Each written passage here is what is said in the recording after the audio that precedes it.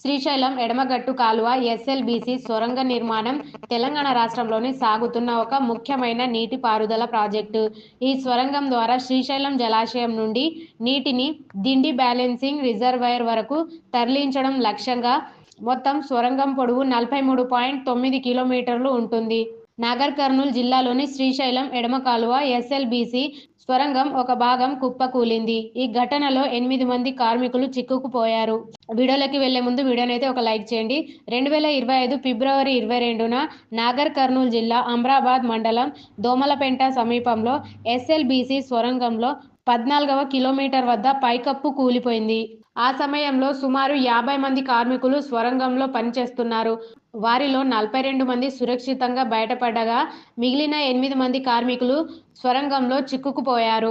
ప్రమాదానికి గల కారణాలు: ప్రాథమిక సమాచారం ప్రకారం సొరంగంలో నీటి లీకేజీ, మట్టి కుంగిపోవడం వంటి కారణాల వల్ల పైకప్పు కూలినట్లు భావిస్తున్నారు.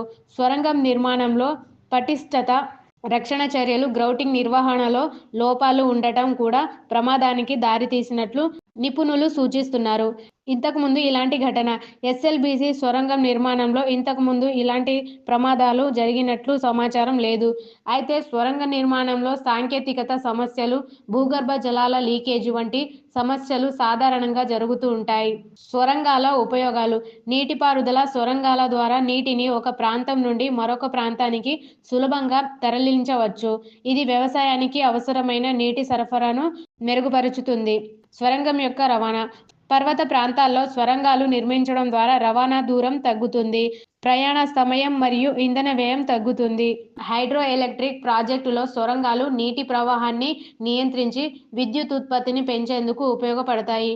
ఈ సొరంగాల నిర్మాణం ద్వారా ఆర్థిక ప్రగతి మరియు ప్రజల జీవన ప్రమాణాలు మెరుగుపడతాయని ఆలోచనలు.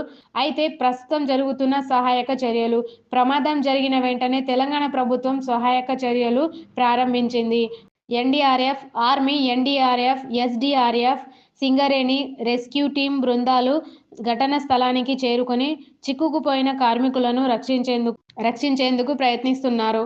సొరంగంలో నీరు, మట్టి పేరుకుపోవడం వల్ల సహాయక చర్యలకు ఆటంకాలు ఏర్పడుతున్నాయి. ఈ ప్రమాదం తర్వాత ఉత్తరాఖండ్ నుంచి ప్రత్యేకంగా వచ్చిన ర్యాట్ హోల్ మైనర్ సహాయక చర్యల్లో పాల్గొంటున్నారు.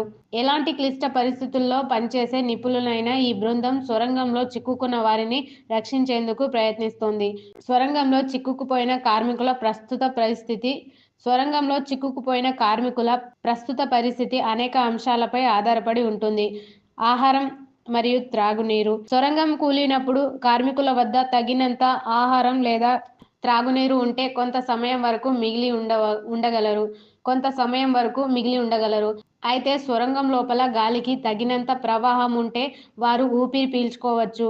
కానీ నేల కింద మట్టి క్షీణించడం లేదా నీటి లీకేజీ కారణంగా ఆక్సిజన్ సరఫరా అంతరాయం కలిగే ప్రమాదం ఉంది. భూగర్భ సొరంగాల్లో సాధారణంగా వేడి మరియు తేమ ఎక్కువగా ఉంటాయి.